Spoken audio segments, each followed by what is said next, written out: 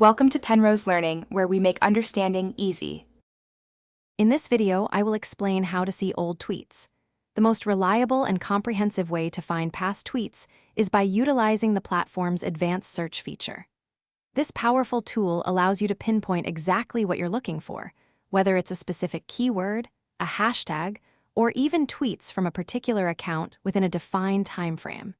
It's incredibly precise and helps you navigate through years of content efficiently. To begin, navigate to the Advanced Search page, which is easily accessible from the main search bar. Here, you can input specific keywords or phrases that you remember from the old tweets you're trying to find. Additionally, you have the option to specify tweets from or to particular user accounts, making your search much more targeted and effective. One of the most powerful aspects of advanced search is the ability to specify a precise date range. You can set both A from date and A to date, allowing you to look at tweets from a particular week, month, or even year.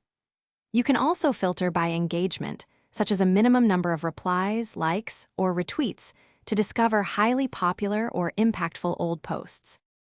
For the best results, always use quotation marks around exact phrases you're searching for.